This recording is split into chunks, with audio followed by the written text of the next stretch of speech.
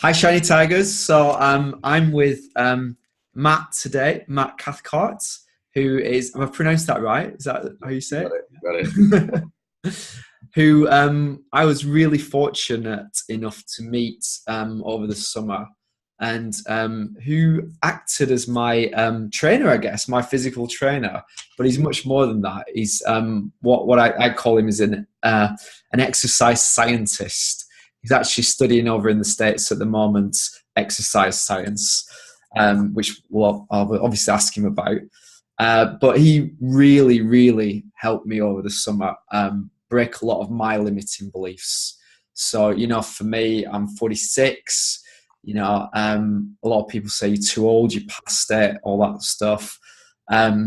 He's shaking his head. Yeah. Um, but what Matt did for me is he made me realize that you don't have to do conventional exercises. Like there's a whole range of things that you can do that are very different than what ordinary trainers will give you to do.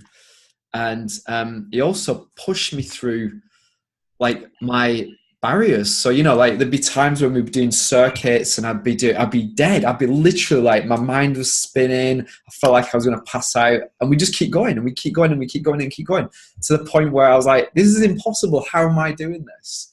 But I realized my body could do so much more than I ever believed. And I think what really the reason I approached Matt. So Matt wasn't training anyone, I don't think, were you at the time? You weren't really coaching anybody. I was training my mum. Yeah, your mum. Yeah. Yeah, but I was with some other trainers, and to be frank, I wasn't getting any results, and I found it really boring, and I just didn't believe what they were saying. And I just looked at Matt. I mean, you can't see Matt here now, but Matt looks like a Spartan Warrior, basically. And I just thought, I'll try and put a picture of him in somewhere. Hopefully he'll send me one. But he just looks, he's the man. Do you know what I mean? He knows what he's doing. He knows how to look after his body. So I was just like, walked straight up to him. I said, will you be my coach? Will you be my trainer? And luckily he accepted, which was awesome. So I guess to start off with, Matt, what draws you to exercise? Why did you get into this in the first place? The main reason I'd say was it was 3 months before my 16th birthday, and my brother, who's my oldest brother, who's 7.5 years older than me, took me to the gym. I was always slightly overweight growing up, a bit chubby, and 15 was when I began to have the growth spurt. So I was getting taller. So I was gradually losing the weight around my waist. And I went to the gym with him and literally was hooked from day one. It was just, I don't really know how to describe it per se, but it just became an obsession. I mean, it's an addictive thing. It's like anything in the world. It becomes an addiction. Once you see the results, it takes time. But once you see something, you realize, oh, okay, I've done this. Maybe I'll try this. Maybe I'll try that. And it's a gradual progression. And like I said, it takes a long time to do. I mean, I'm now 22. I'll be 23 in December. And I've been training continuously since just before being 16 years old. So it's a long time. And it's a young age to start, but, there's no point waiting around. If you want to try something, do it now rather than waiting a week or 2 weeks, because by the time those 2 weeks come around, you think, I'll wait another week. And then before you know it, you never do it. So, yeah, I'm very grateful that my brother took me to the gym that time, because, I wasn't very strong. I was quite useless, but to where I am now, it's amazing. So that's really, there was no particular reason. It wasn't to impress, like some people go to the gym to impress girls or to improve their health. Mine was really, I suppose, the health aspect, but also just for me personally, internally, it made me feel great. Like if I'm frustrated, I'll go to the gym. If I'm happy, I'll still go to the gym. It's a habit. For me, it's like cleaning my teeth. If I don't do it, I'm like, it's one of those things. It's just an addiction. It's a love. Yeah, I know exactly what you mean. I have to do it every day now, whether that's running, a gym, or yoga, or whatever. It doesn't have to be. You don't have to be lifting weights. No. You could, like say, you can be in the gym. You can be outside running. You could be in the local park using a climbing frame to do pull-ups on. It doesn't have to be, you could do it in your house. Push-ups, it doesn't have to be special. There you go, exactly, a pull-up bar that you can fit. And they're only about, what, 20 pounds maybe? Yeah, nothing, yeah. Yeah, and they fit perfectly in a door frame. And I always used to think that the wall would come off. Yeah, but it doesn't. Yeah. So, like you say, it doesn't have to be in the gym. It can be anything. But as long as you do something every day, or as long as I do something every day, for me personally, I'm happy. So, Tell me about, so what I found really interesting was, like, I was always shocked by the exercises that you gave me. So I had a trainer before you in the same gym, and he was giving me all the standard stuff. It was like heavy weights, loads of reps, basically like trying to kill me. But it just wasn't, I wasn't feeling it. Do you know what I mean? Like, there was something just lacking. I felt like he was just like going through a routine. And like, you did something really different. You said, like, well, we can do it in a field with our learning equipments. And a lot of the weights that you did were a lot lighter than I was used to, bizarrely. But it felt heavier. Yeah, you can make it harder. But yeah, like, tell me about, like, what, like, you are different. Like, your routines and things were a lot different. So just tell me how, like, you've discovered that. And so the thing I find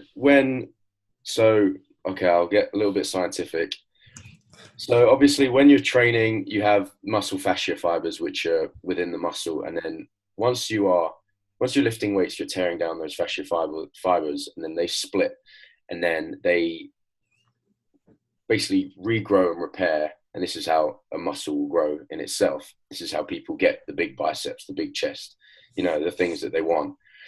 But it isn't necessarily the amount of weight that you use. It's more TUT, which is an acronym for time under tension, and the tempo for which you do the movements. Now, I remember our warm-up, we did just a basic circuit to warm up the body, increase the blood flow, increase the body temperature.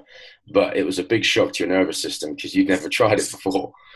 And I remember we were laying on the ground, and I simply was getting you to imagine you were doing a pull-up. I remember you had your arms extended and you were pulling through, and I said to you, do it as slow as you can, but at the same time, keep your body as tight as possible. And even doing that will create tension on the muscle because you're contracting it. So the thing I find with a lot of people's training is they will just go through the motions. They see other people doing it and they think, okay, I need to move the weight from point A to point B, which is true, but at the same time, you need to think to yourself, why are you moving it from point A to point B, and how are you doing it? So there's a lot of technique variations. And what I found was, once we had the technique down to a T with yourself, you didn't necessarily have to use heavy weights for it to feel heavy. Like I said, we used a lot of time under tension. So if you remember I remember the first session we did on the chest press machine, I had you going at about, it was like an 8 to 10 second eccentric movement. And when I say eccentric, that's when the weight is lowering down to the ground. I remember we were doing about 10 seconds, and then I'd get you to pause it for about 3 and then press. And we only had to use maybe 50% of the weight you were used to, because your body just wasn't used to that reaction. And it's just things like that. It's the one thing I find with working out is a lot of it is creativity and imagination. There's the basic simple things that you can do, your pull-ups, your push-ups, your body weight squats, just the basic things that you can do anywhere, anytime. But it's the creativity and imagination to a movement that will develop your body, in my opinion, and create those variabilities that you're not used to. Does that make sense? yeah, totally. I mean, you used to tell me a lot, like, this is designed to confuse your muscles. And I remember, like, doing circuits and sets and things, and literally feeling like I wasn't even there because my brain had just gone off somewhere because I was so confused. I was like in a different transcendental state or something. Your body will just take over. yeah, that was it. My brain just switched off. It's like, okay, well, I give up now. Like, I can't fight this anymore. Like, we're just going to do it. Do you know what I mean? Yeah. Which I find really interesting. It's true. I So, mean, once you, I think pushing yourself to limits by yourself can be a difficult thing to do because, in the back of your mind, you've got a voice that says, stop doing it. Yeah. And then you've got another voice. It's like you've got an angel on your shoulder and then you have the devil. One says stop doing it, the other one says keep going. And more than likely, nine times out of 10, most people will stop because they're uncomfortable with the pain barrier. But it's that pain barrier that will make the difference, because once you push beyond that, that's where you said you go into a state of just bewilderness where you'll continue doing it and you don't necessarily realize why. Yeah. You may even, I remember a couple of times when we were doing the workouts on the field with the sprints under a time limit, and you'd even black out, but you're still doing it. That's the thing. You're still doing it. You're still pushing yourself to beyond the limit you're used to. Yeah. You're not used to it yourself. That's why you go into that mental state of kind of almost euphoria, Yeah. It was euphoria. And I Yeah. think what was really interesting is it sort of what you did actually is it was much more than like a physical exercise. You actually managed to reprogram my brain. So my brain now thinks my body's pretty capable of doing anything for as long as it wants. Do you know what I mean? So you've sort of like managed to change my mindset almost, which is really interesting. So I'll go in now and I'll work a lot harder than I used to. Yeah, psychologically you can do way more than you can physically. I mean, there's only so much you can do physically. For example, I don't know, if you wanted to build yourself up to the point where you're going to challenge yourself to push a car or something, I don't know. Physically, you wouldn't be able to do that straight away because physically you don't have the muscular adaptations to do that and the strength. But mentally, you can visualize it, and then that's where you create a long-term goal, and then that's where you gradually build up and progress week by week, and then over that period of time, you'll then get to the stage where you think, okay, I'm going to try this now. And more than likely, you'll be able to do it. And then you can look back and you can think, 4 months ago, I wasn't physically able to do this, but mentally, I always knew I would at some point. It's like if you set out a long-term goal, there's a famous acronym, which is the SMART acronym, SMART, specific, measurable, achievable, realistic, time-bound. A lot of people relate this to business, they relate it to fitness, they relate it to family, whatever it may be. So you want to make your goals specific. Okay, I'm going to try and lose a stone in weight in 5 months, a long-term goal. Because some people might say, I want to lose it in a month, which is doable, but people will go on a crash diet, which means they will eat barely anything, which isn't sustainable whatsoever. They reach their target and then they go out and think, okay, I'm going to go have a few beers and a burger. And the next morning you wake up and you've put on 5 pounds again. It has to be a gradual, progressive period of time. So you make your goal specific, you make it measurable with the amount of time you're going to take to do it. You ensure that it's achievable. Okay. You need to be psychologically prepared to commit to it. And then that relates to the realism of it. Are you realistically going to be able to cope with the restraints in the diet or the restraints in missing out on parties or going out with friends, alcohol consumption even? That's a big one. And then, the time period. So how much you're going to do per day, how much a week, how much a month. But the thing I find is that a lot of people set these goals and you fall in love straight away with the outcome, because the outcome is the ultimate goal. You've got to, if you're continuously thinking about the outcome in 6 months' time and you're in the gym, or anywhere, wherever you're doing exercise or whatever it may be, you're not necessarily enjoying what you're doing day by day. You're just doing it for an end purpose. Whereas if you enjoy the process, of it, and you think, okay, I'm doing this today, which means I can do this tomorrow. I'm doing this tomorrow, which means I can do this next week. You'll enjoy it so much more. So then when you reach your goal, number one, it won't feel as bad and as tough as what it could have been certainly on your mindset and on your body physically. But then you're willing to do it again. Because a lot of people will try and lose weight once in their life, do it, and then you may see them in 10 years' time and they look exactly the same again. Whereas if you try something and enjoy it the entire time, you can then do it again and then again, year by year. And then that's where you see changes in people over a long period of time. You need to learn to, like I say, enjoy the process, enjoy the change, because otherwise, why would you do it? Yeah, I mean, I learned a really simple technique off one of my psychological coaches, I guess, this year.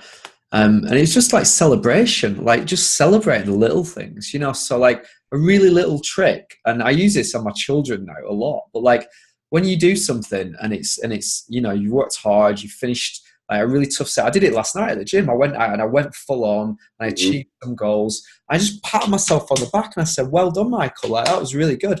And your nervous system like takes that in. Your nervous system goes, ooh, that was nice. Like I got a pat on the back, even though it's by you, Yeah. And I do that with my little boys. I pat them on the back, and it's just about little celebrations all the time, Yeah. So yeah, it's true. It's like unfortunately, I'm not able to do it right now because I've basically, you have your, the tendons in your hip flexors. I've basically torn my right tendon in my hip flexors, so I'm unable to do any means of squats. It's not fun. It was pretty painful when I did it. I'm sure the whole of the gym heard my tendon tear as well as me.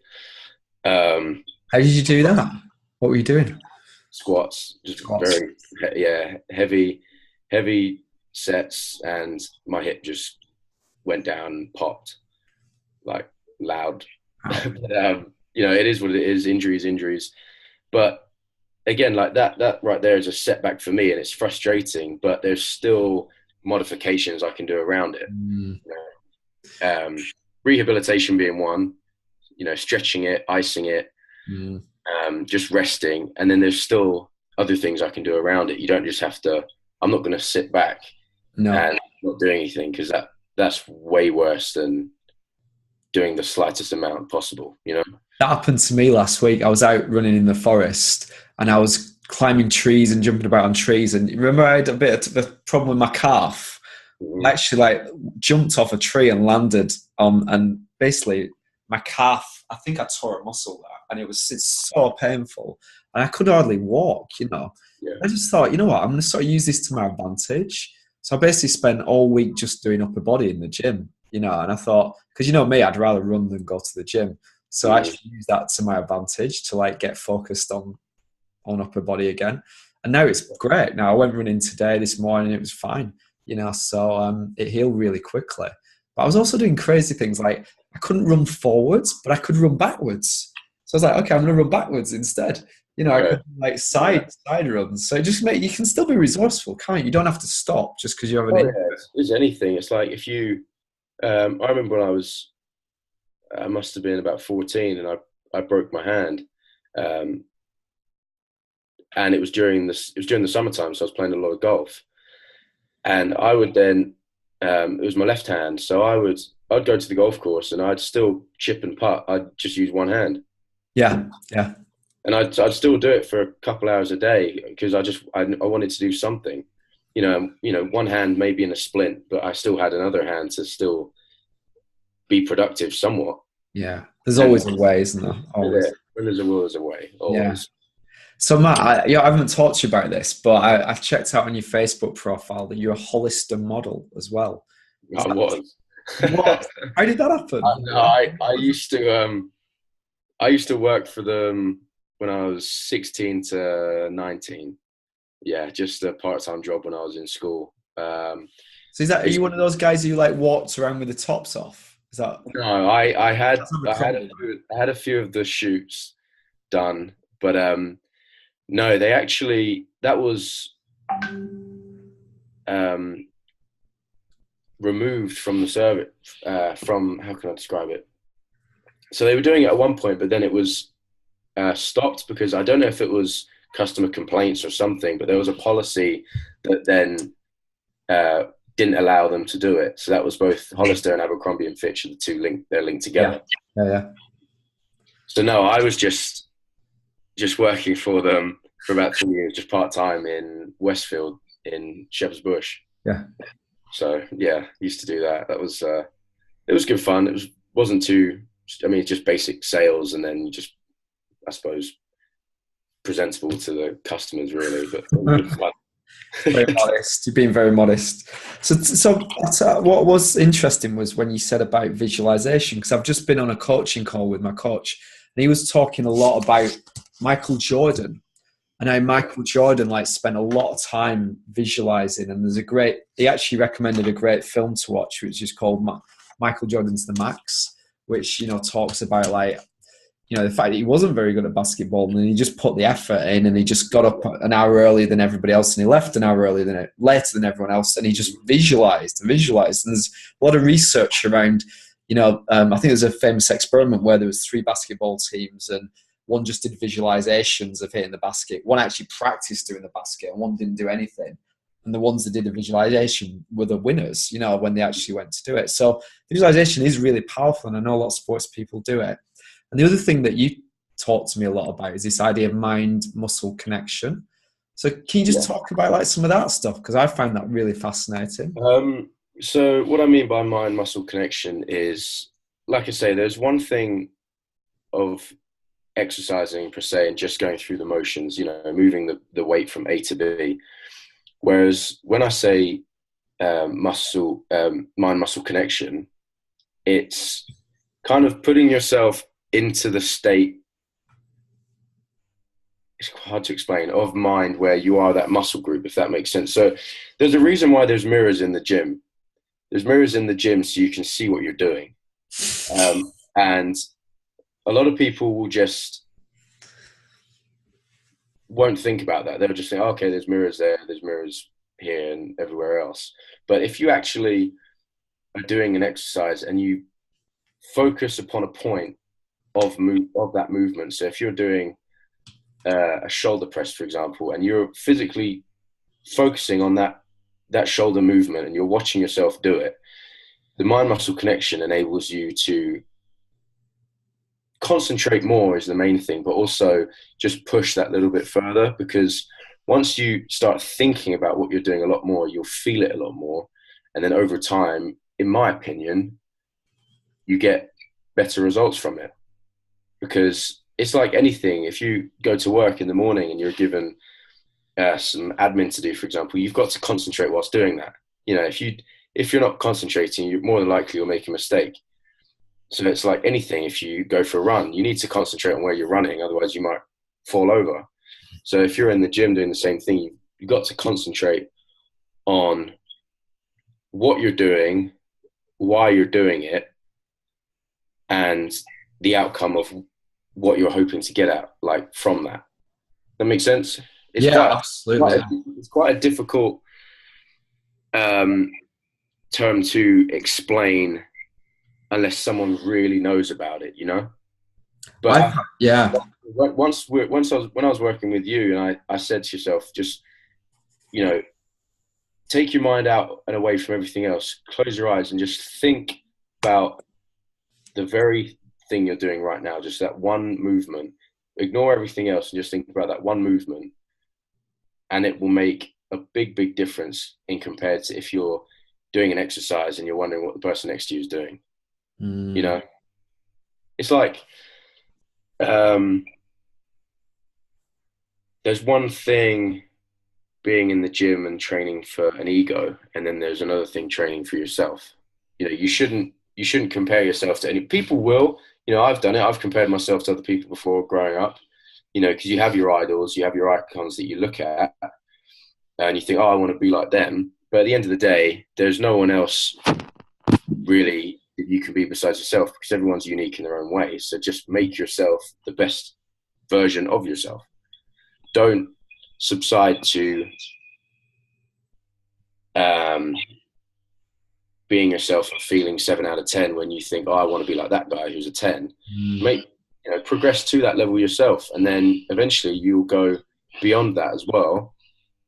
And the entire time you've done it for no one else but you. You know, you have to be selfish in order to progress, in my opinion. You know, I mean, I could have gone to university. I always use myself. I could have gone to university in the UK. I didn't. I decided to come to America because I was offered the opportunity of a scholarship, and it was a selfish decision because I left people at home, but I wanted to take that opportunity, and I don't have any regrets. It's been an amazing experience. I graduate. I'll be interning in America. I'll be on an internship in January through to May, and then I'll be graduating in May. So it's an amazing experience, and not many people can have on their CV that they study for 4 years in another country. So, I took the opportunity when I had it. I saw an opportunity. I saw an outcome of where I could be each year at a time, took it. And like I say, no regrets whatsoever. I think to myself, I do think sometimes I wonder what I would be doing if I'd never have come. But I don't think my position in life would be any better, to be honest. I've given myself an education, a bachelor's degree, and I'm going to use that to my advantage and try and progress as much as I can once I'm into the real world working in a career, and I'm looking forward to it as well. I don't think what you're doing is selfish at all. The way I look at it is that you're investing in yourself so you can give more to other people. Do you know what I mean? So it is in a way, the selfishness is a good thing because it's making you better at what you do so you can empower other people. I mean, like, honestly, like all these things that you've learned over in the States, I haven't come across them in any other people in the UK yet. So like, you're going to be at a massive advantage when you come back. Yeah, I'd like to think so. I mean, I've learned a lot. I've learned a lot of things being here that I hadn't even seen back home. So many different variations, and my coaches have taught me so many different things and I've been to conventions and I've been to seminars and done my own personal research, and there's a lot more out there than what people think. Definitely. I think people are really waking up to this, like using energy, in your body. Like the science is getting better, everything's coming together. And, I think we're really starting to learn a lot about how our bodies work, which we didn't understand before. Yeah. And there's a few more questions I want to ask you. One of the things that I found fascinating was that I sort of wanted to set myself goals. So I was like, I need to put on mass, or I need to lose, change my waist. And recently I've been like measuring myself and stuff just to sort of, but you said, don't worry about the scales. Don't worry about this. And I find that really fascinating, because most coaches, they sit down with you, plan all this stuff out. And you're like, no, you don't need to do that. Me personally, I believe that the scales should be irrelevant because someone could weigh 7 stone and just be kind of a smaller, skinny person, and then another person could weigh 10 stone and be overweight, and then somewhere in the middle there might be a guy or a girl that's 8 stone, very athletic, muscular, strong, and if you put those numbers on paper, you'd assume that the girl or the guy with the muscular strength and the built frame would be 10 stone. Does that make sense? Yeah. You always think a big muscular person is heavy, but that necessarily isn't the case. And I've always believed that too many people track the scales in order to lose weight. They think, oh, I want to try and lose a kilo by the end of the week and then another kilo. But you don't know. No one knows their true energy expenditure throughout the day. Could be 1,000 calories. It could be 3,000. No one knows. So, and it's the same with the amount of food you eat. There's one thing, like I said to you, I count, or at least I'm aware of the amount of food I eat each day in terms of my nutrient and caloric intake. I know a vague number, but like I said, I don't know how much of that I'm going to burn. So there's no point trying to focus too much on your weight itself. It's more how you feel internally and how you look in the mirror. Because again, like I said, with progression, it's not you versus anyone else. It's you versus you. Who do you see in the mirror? It's yourself. How do you feel about how you look? If you look in the mirror and you think, I feel really like I don't like the way I look, you know, I feel sluggish, make a change. And do it like right at that moment. You could write it down if you want to, or have it in your head. You know, maybe keep a diary so you can keep track of what you're doing, how you're making differences, or maybe write down 3 or 4 things that you want to try that you never have before. And all of a sudden it opens you into a whole new world of being uncomfortable, but adapting to that situation where you are forced to become comfortable. That makes sense? Yeah, you use that as an energy almost, don't you? The uncomfortability. Exactly. Yeah. You know, like I said, and going back to with the scales, it isn't, you shouldn't focus on that. It's more just how you feel personally. You know, I find that fascinating. Me personally, I've never really cared about how much I weigh. I've always been a heavier person, so I've always been, you know, quite heavy on the scales, but that doesn't bother me. I'll never be 10 stone. I haven't been 10 stone since I was about 14, but I'll never be 10 stone again. I know I won't. But that doesn't bother me. It's how I look in the mirror, how I feel myself. That's what makes the difference, regardless of numbers. Numbers play with your head, in my opinion. And when I was getting obsessed about that, you just kept saying to me, how do you feel? And I was like, I feel freaking amazing. Like, it's like, that's all that matters. Do you know what I mean? And it's true. Like, that's all that matters. Do you feel great or not? And do you like the way you look or not? It's as simple as that. And the other tip that you give me is, it's quite hard to like look at yourself like impartially.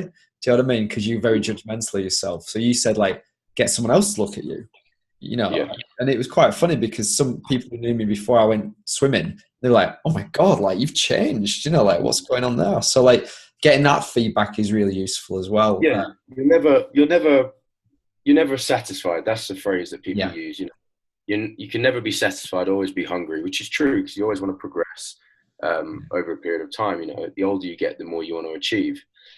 And yeah, like I said, because especially with me being away, I come home from May to August, and then I'm back in the States again until December, and then home for 3 weeks during the Christmas break.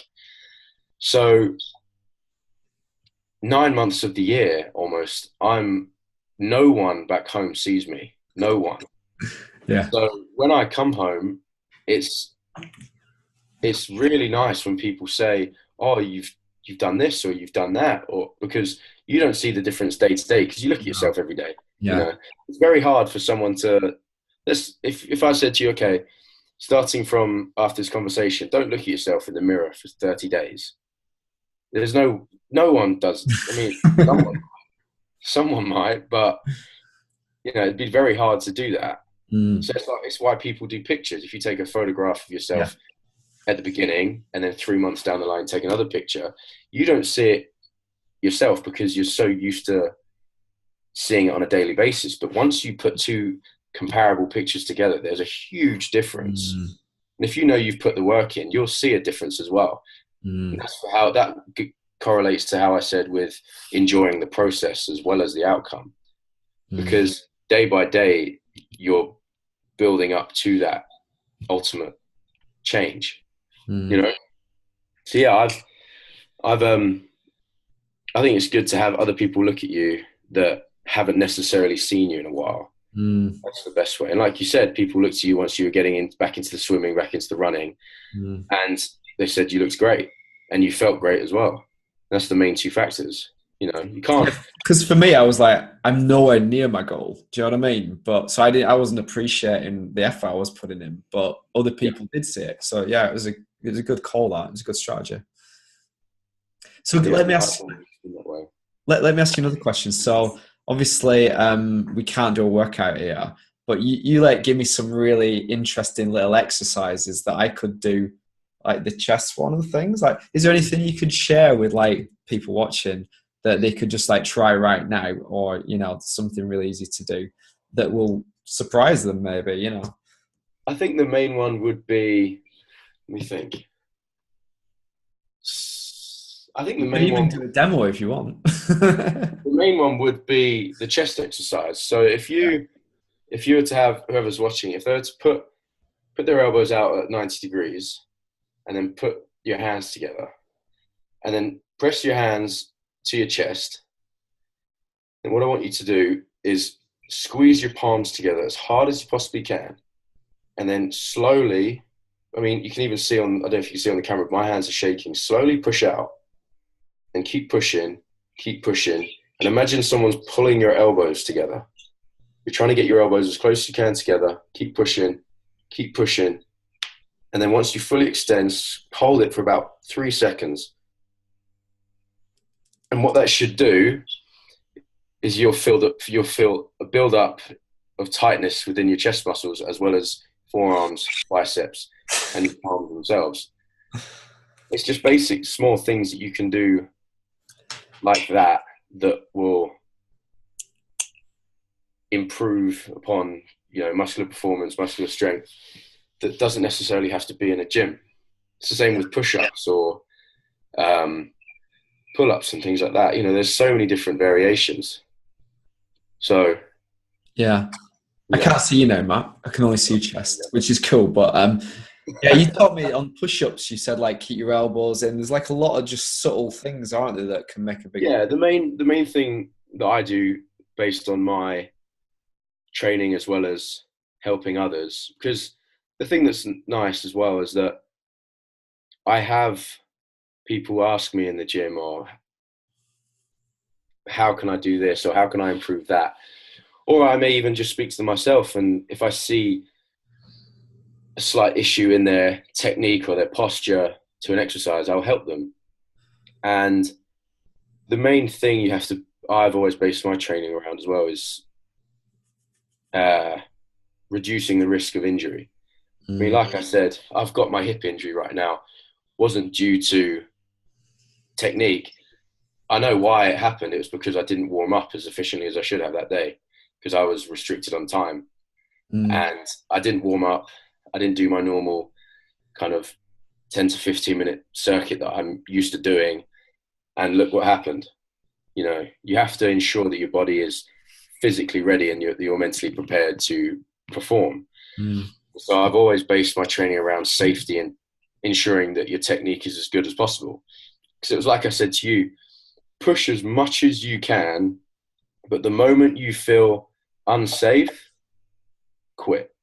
Because there's no point risking your health for the sake of that one movement that you're trying to accomplish. Because injuries will come back to haunt you. They always do. Yeah. They always do. You may have an injury at 10, 12 years old, you know, playing football, and all of a sudden you reach 50 and, you know, it starts kicking in again. It could have been an ACL tear in your knee. And all of a sudden you start getting arthritis and things like that. And you think to yourself, why? And it's because of 40 years ago, you had an injury that has now come back to haunt you, you know? So it's always just, like I said, with the push-up, a lot of people will flare their elbows out at this angle at about 90 degree, which puts far too much tension on your anterior deltoid. And that is the front of your shoulder, because you have the joint that runs through the shoulder into the chest, into the clavicle. Whereas if you drop the elbow down, it removes the pressure on the shoulder and will load the pressure into the chest. So it's all just minor safety precautions that people are unaware of, because they don't necessarily teach themselves before trying it. Does that make sense? Yeah, absolutely. Yeah. Yeah. If I'm going to try something, I'll research it and look up how to do it, because you don't want to go in there blind and make a mistake. So that's my take. Yeah, it's fantastic. Thank you for that. And I'm guilty of that, because I often just jump in and do things, you know. So yeah, I probably should do more of that. So like just wrapping up a couple of quick ones. So like, if someone wants to raise their energy, but they're Mhm. really busy, you know, and they've got a packed schedule and they can only fit a few minutes in a day. Like, is there anything they can do to sort of like just get their energy back up, and, you know, what should they be doing really? In terms of exercise or diet, or Any tips you've got really? for me, What's one the thing that big changed impact one? one thing that changes my mood is music, big time, big Totally, time. totally buying that one. And I use, you know, if it's like if you go for a run, you know, there's one thing listening to the environment, but there's another thing having music in that motivates you. You know, Absolutely, yeah. it's huge, and I'm a huge fan of house music, and that really, really will influence me in a big Awesome. way. I didn't And know that.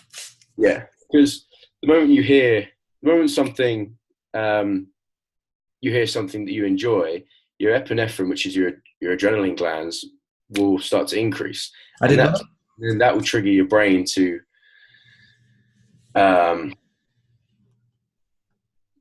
kind of have this release of excitement, I guess, for a few seconds. And then the moment you hear that, it then can brighten your mood. So music for me is one. And another thing is just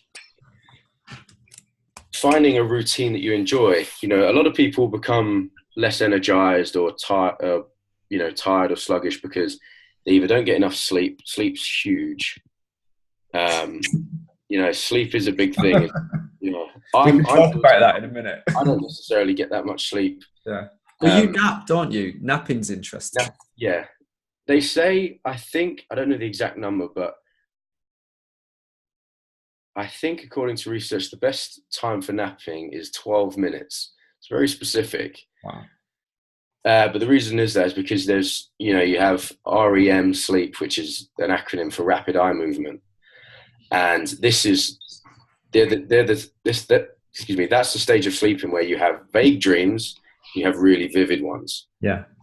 And if you nap for, they say, about 12 minutes and you're in that state of REM, you have the dreams that are so vivid and you can describe them step by step.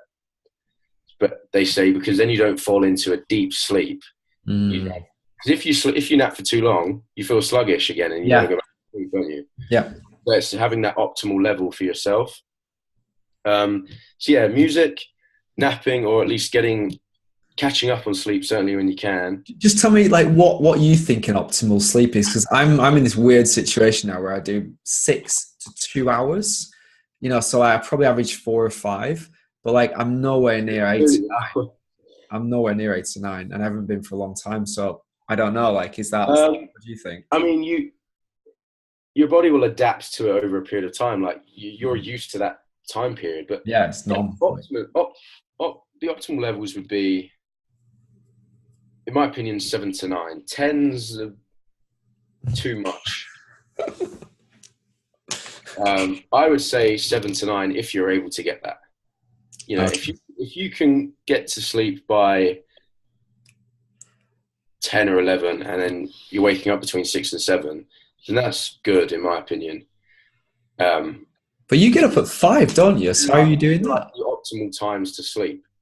You know, that's what you should do in terms of, you know, that's what you hear in today's society. Oh, sleep at 10, wake up at 7. That's what most people do, especially if they're working a 9 to 5. Wow. But you're getting up at 5, aren't you? So how I get up about 5:15. Yeah. Certainly Mondays. Monday through Friday. Yeah, I'm up at 5, maybe 6. Yeah. Depending on what I have that morning, and I try and get to sleep by 11:30. Okay. So that's not. That's why you're like me. Yeah. That's why I take the naps though, because the naps. Once I finish what I've been doing in the morning from say 5 until 10, and I finish lectures or 11 in the morning, depending on what day it is, that's when I feel it once I come home, because I then relax, I'm not moving, and I will nap for, like I said, the optimal level is about 12 minutes. I don't do that. I go through that, maybe about half an hour. And then once I've woken up again, you know, I'm up and moving. My energy levels are great. Yeah.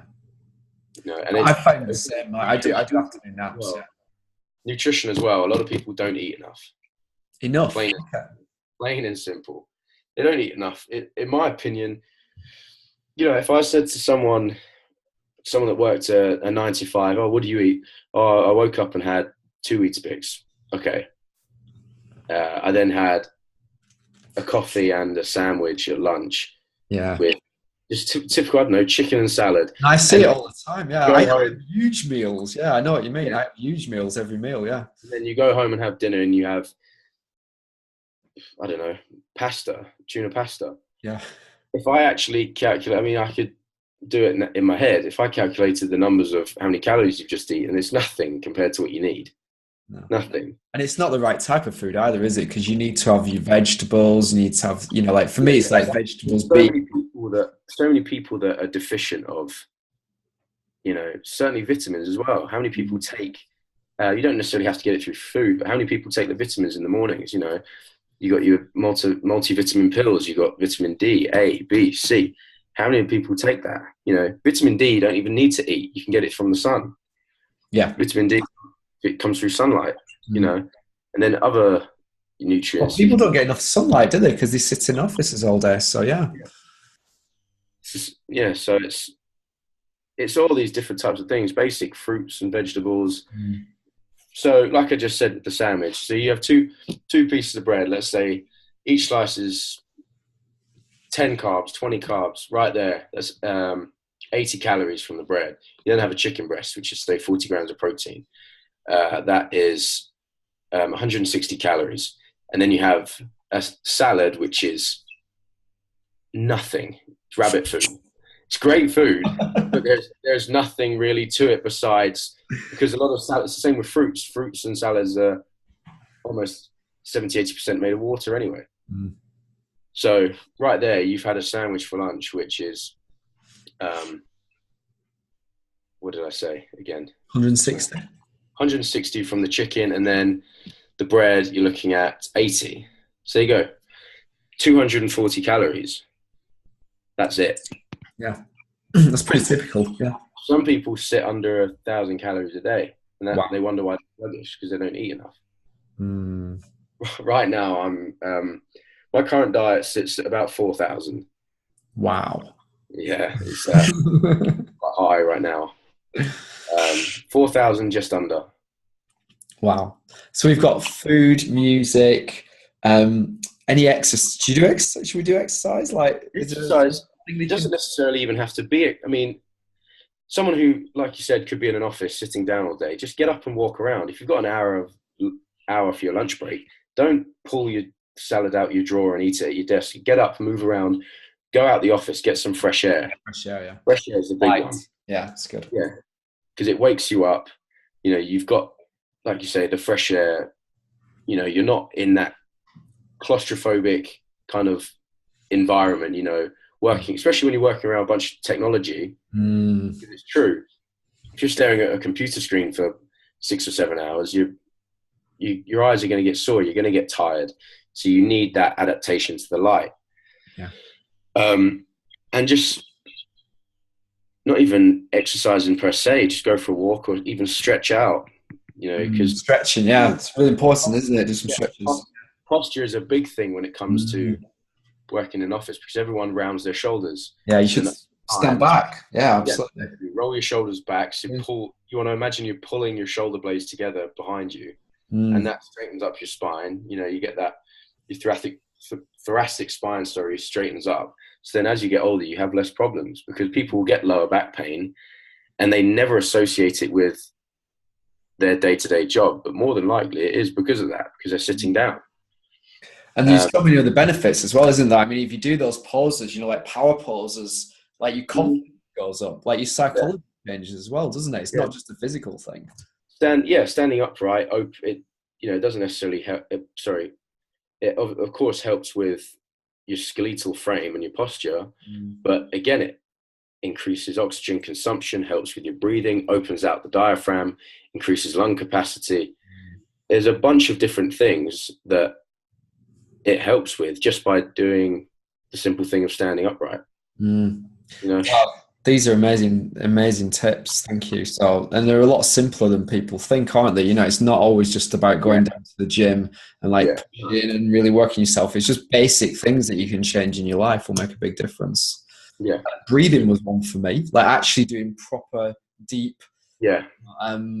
diaphragm breathing. Learning Mm-hmm. that was a massive shift for me.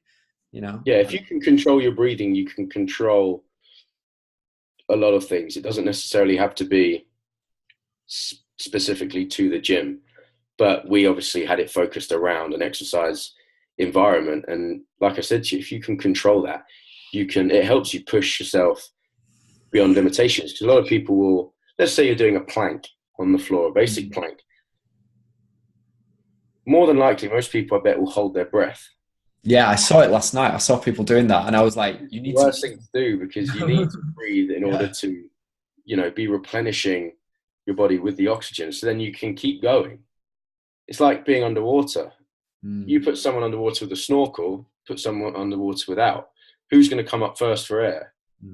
Person that's holding their breath. It's basic things, and I associate different techniques with some. How can I describe it? I associate one thing with something that could be completely anonymous to that, but somehow the two will correlate. That makes sense. So, like I just said with the breathing thing, someone who's underwater, and then you can compare that to an exercise or to running. You'll be able to push further just by doing simple steps. Yeah. A lot of people are unaware of. No, you're totally right. I mean, like I started going clubbing again, so I was at my ministry and stuff, and I literally danced the whole night, and people go, "How are you doing that?" But it's basics. It's like stay hydrated, don't drink alcohol, breathe properly, and it's actually quite easy, but people are like, "How are you dancing all night?" It's like, it's not that hard really, but it's just basics, Yeah, no, it's very true. It's very true. As long as you feel good in yourself, then you'll be able to reach the goals that you want to. But you've got to be prepared to do it. Don't try something that's half-hearted. Put 100% into it. Otherwise, eventually you will fall at a hurdle. And it's whether you'll be able to get up or not is up to you. It's all in your head. Resilience. It's really important. Yeah. Yeah. Good time. Cool. Matt, this has been awesome. Thank you for spending so much time with us. It's good to have a chat. It's been a few months. So yeah, I've got another just under 8 weeks, and then or eight weeks even, and then I'll be back for the break. So definitely when I'm home, we'll get in contact, and we'll definitely. Oh, thank you. Whatever, go to the gym or whatever it is, definitely. Maybe we can go do some house music as well. That'd be awesome. Right. But before we go, so tell me, I know you're not training people now, but what's your ambition? If people think, oh, I love what Matt's doing, in the future, maybe I want to work with them or something. What's the options for people? I'm not a certified personal trainer, because it's like when we first met, you asked me if I had my personal training card. I don't have that. I'd like to say that I'd like to say that my knowledge is somewhat greater than others per se. Not definitely. I'm not trying to put down any others, but I feel that I've got a lot of knowledge myself just through personal research, personal experience, and obviously, of course, the education that I receive. But no, I'm not a certified personal trainer, but my focus once I'm home is to become a certified strength and conditioning coach, which will be with the UK SCA, which is the United Kingdom Strength and Conditioning Association. Get my certification through them, either at Loughborough University or Twickenham. And then from there, I'm looking to associate myself with Saracens or London Wasps.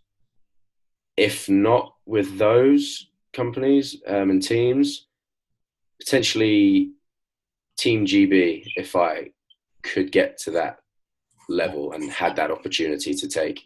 So We'll see. We'll see how it goes. Once I'm back, though, in July, I potentially might be doing my first fitness competition. Oh, wow. So, yeah, so I'll be on stage. So I'm looking forward to that. That's one thing I've always wanted to try, because that's another thing where I'll push myself to a limit of conditioning that I've never experienced before. So it'd be great to try that and see how I look. So I'll be doing that potentially in July. But as of right now, just if anyone wanted to speak to me or contact me, I mean, I don't know if you can put my information along with this. Matt's in Shiny Tigers group, so he's there as a member, so you can contact him through Facebook. That's one way, and I'll post any details you want to in this as well. Yeah, Facebook, and then my Instagram is Matt_Cathcart. My profile's open, so if you want to have a browse, or I mean, like Michael said, contact me on Facebook if you have any questions, or Instagram, whatever it may be. Twitter's the same as my Instagram. So yeah, thank you for having a chat, Michael. It was good to get me involved. Thank you for your time, and thank you for helping me so much this year as well. So that's brilliant, and I'm sure whatever you choose to do, you're going to be massively successful, because you push through, you're resilient, you push through, you've got the determination, you are a shiny tiger, so you're going to be massively successful. So thank you. Thank you very much. Thank you for that, Matt. Cheers. Thanks, buddy.